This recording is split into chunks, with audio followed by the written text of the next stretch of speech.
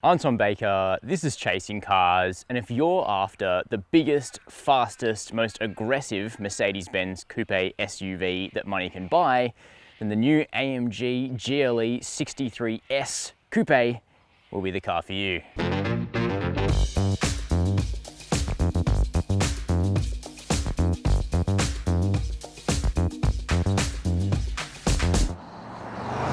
That being said, if you're somebody that's interested in an AMG GLE 63 Coupe, odds are you already know all about this car, because there's virtually no other model in the Mercedes-Benz lineup that has such a specific audience that's particularly interested in this vehicle. Mercedes says that if you walk into a dealership to look at this, you walk past everything else in the showroom and you're basically only interested in this car. Why is that? Well, it's a combination of the inherent characteristics of a GLE 63, the 4-litre twin-turbo V8, the new mild hybrid electrification system that really makes a difference, but most importantly, the distinctive look, that roofline and that rear end, which you'll either love or you'll hate. But in today's video, we'll also check out the interior of this second generation GLE 63, and then we'll take this coupe SUV out onto the road to see how it drives. But before we get started, make sure to hit subscribe down below the video. If you're an owner of a first generation GLE 63 Coupe, the biggest improvement you're going to notice before you set off onto the road will be quality here in the interior. Now, the previous gen car was hardly a jalopy, but Mercedes-Benz have really been working on quality behind the scenes over the last 5 years or so, and that's resulted in this new interior for the second generation car, which feels really well made, lovingly made in fact. The design is certainly a little out there compared to some cars in this class like the Audi RS Q8 or the BMW X6M. The Mercedes-AMG GLE 63 is much more arty inside. That being said, I think it all comes together, and this car does have a bit of a more is more attitude to it, and that's reflected in the price, which is $225,000 and change for the GLE 63 Coupe, which is $5,000 more than the wagon-bodied version of this car. This particular example I'm sitting in is specified with a few more options as well, including an extended carbon package. By default, the trims in this car are open pore wood, and that looks great. But if you prefer interior carbon, that's what you get with this option, including here on the steering wheel and vast swathes of real carbon fiber across the dashboard and doors as well. Now, speaking of that steering wheel, there is a lot going on. As I mentioned, we've got carbon, a little strip of leather at the 0-degree mark, and Alcantara, so it's not going to slip out of your hands. A lovely little leather stitched hub, and then lots of controls. One set of controls for this screen, another set for the driver's screen, plus quick access to the drive modes, and 2 functions of your choosing as well. So I've got the loudness of the exhaust and also the softness or firmness of the dampers set up on the steering wheel, ready to go at any point in time. Now, those screens are the full Mercedes-Benz MBUX, Mercedes-Benz user experience. We've got dual 12.3-inch screens in this car. They're big, they're bright, they're crisp, and even though we don't have a traditional instrument cowling, they're quite visible in direct sunlight simply because of how bright they are. The system itself works fairly well. It's mostly intuitive. You can hook up your phone through Bluetooth for audio or wired Apple CarPlay and Android Auto, but unlike the BMW and the Audi, there's no wireless version of that CarPlay connection. There are 1 or 2 finicky parts as well, like there's only one dedicated control to skip tracks on music, and that's down here, and it's not always that responsive. Likewise, the trackpads on the steering wheel are okay in this car and better than the facelift E-Class, which has tiny little trackpads, but it's still not as intuitive as physical buttons for that sort of thing. Now, the seats you sit in are excellent in this car, and they're highly adjustable. Some adjustment is done up here on the door, where you'll also find the controls for the standard heating and ventilation and memory, but there's extended controls through the central touchscreen for things like the inflatable bolsters and also the massaging function, which is standard on the GLE 63 Coupe. Now, this interior with the full black seats is a little bit conservative, but there are some other options available, including quite a fetching black and red two-tone. Now, as for practicality, it's quite decent. This is a big car, you'd expect a lot of storage, and that's what you get. A big tray here ahead of the central trackpad. You've got wireless charging, big cup holders, a further bin here between the seats with additional USB-C charging, and then also large door bins that can take a big water bottle. And I do love touches like these big grab handles in the center that remind you that At its heart, this was once designed as an off-roader, even if the GLE 63 probably isn't going too far from the blacktop.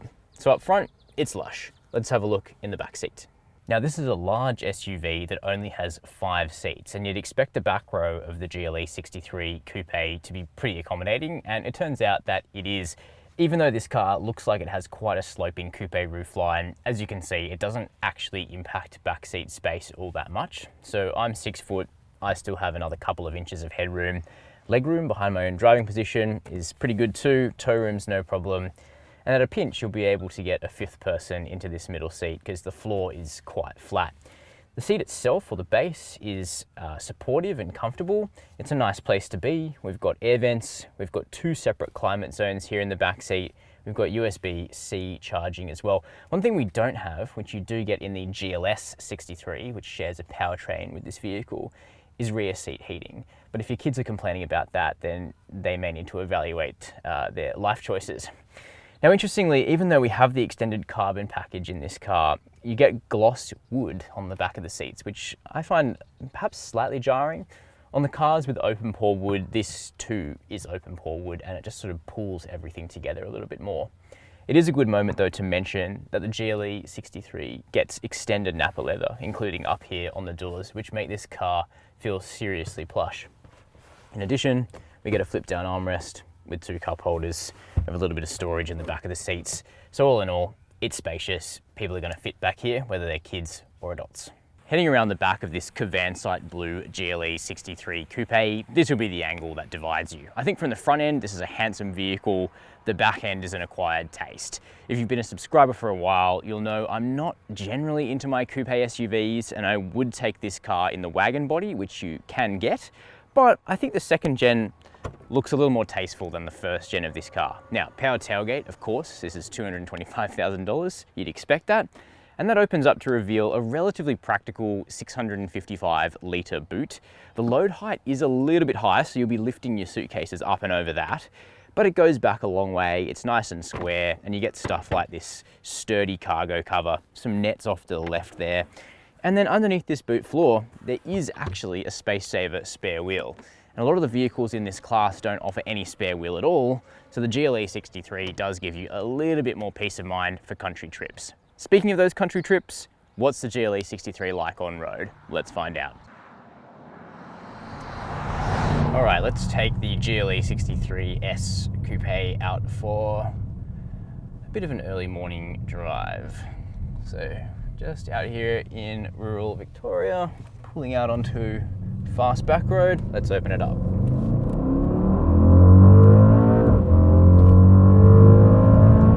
Christ, okay. Yeah, it's quick. There's no doubt about it. Everything here is working in concert to make the GLE 63 as fast as possible at all times, despite the fact that physics kind of has to be bent in order to make that happen in a vehicle of this size and mass. Of course, there's a big internal combustion engine, that's the start. Then there's a beefy 48-volt electrical architecture. Then there's a fully variable all-wheel drive system that can do 100% rear drive and wants to do 100% rear drive. Then there's a limited slip differential at the rear axle. Then there's a fantastic stability control tune. And then there's the sheer width of the tires on this vehicle, particularly at the rear. Everything just so in order to make the GLE 63 as fast as one of Mercedes-AMG's much slinkier, low-riding non-SUVs. And you know what? The concert all comes together. It shouldn't be this good to drive, but it is. First of all, let's start with some figures. So Mercedes-AMG quotes separate power and torque figures for the 4-litre V8 and the electrical system. So the twin-turbo 8-cylinder engine makes big numbers, 450 kilowatts of power and 850 newton meters of torque. And Australia doesn't get the non-S version of this engine that has a little bit less beef. Instead, it's full fat or nothing in this country. But aside from those numbers, the 48-volt mild hybrid system then has the capability to add in another 16 kilowatts of power and 250 newton meters of torque in certain circumstances. So at times, this vehicle is genuinely producing 1,100 Newton meters of torque, which is quite serious, and it sounds good while doing it. The sheer rapidity with which the GLE 63 just picks up and runs when you demand acceleration beggars belief. You know, we are used to driving electric vehicles that have instant torque, but the same effect is delivered by the combination of powertrain systems in the GLE 63, and it's accompanied by that terrific sound which no EV is going to give you. Of course, it's also accompanied by the byproduct of significant fuel consumption and emissions, which is rapidly falling out of style. And you do have to wonder how long a vehicle like this, with this kind of setup under the bonnet, can really persist. But for now it does. Australia doesn't have any emissions taxes on cars, so you can pick up one of these for one of the cheapest prices in the world and then run it for one of the cheapest prices in the world as well. So if that's your thing, getting in now is probably the thing to do. Now, the engine is lovely. Linear, pulls hard everywhere in the rev range. Sounds good without being overwhelmingly noisy. I don't think this car needs an aftermarket exhaust, even though I know lots of people are going to add them. It sounds really good out of the factory. It already has AMG's highest standard of exhaust package fitted to the Australian specification. You do get some crackles and pops on the overrun, but mostly it's all about that, just the deep timbre that you only get in a V8 engine. I mean, we used to say no replacement for displacement. It's only 4 litres. It's not a very high displacement V8, but that's okay. It gets the job done convincingly. The previous version of this car had an Atmo 5.5, but the 4-litre twin turbo with 48 volt support is a V8 for our times, if you like. And it's even relatively frugal.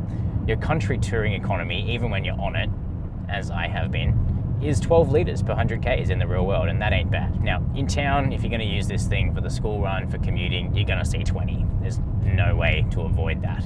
But if this is a car that you're going to be using for weekend blats out in the country, visiting wineries, whatever, you are going to see much closer to 10 than 20, and I think that's pretty good for something this big and this heavy. Speaking of big and heavy, the handling really does beg a belief as well, and it's hugely assisted by 48 volt gubbins. So we have active anti-roll in this car powered by the 48 volt system. We have active engine mounts powered by the 48 volt system. So everything working there with high voltage electricity to try and keep this car as flat and as undisrupted by its own scale as possible. And you know what? It works. The effect was probably even more so on the GLS 63 that we drove recently, which has all the same stuff and has 7 seats and is the size of an airship. But in the GLE 63, it's all there. It simply doesn't lean in corners.